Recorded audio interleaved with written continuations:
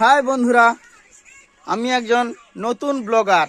আমি ব্লগ করতে জানি না, আজকের ফার্স্ট ব্লগ করতেছি। এটা আমাদের দোকানে এখন কাস্টমার নাই, তাই জন্য একটু ভিডিও করতেছি।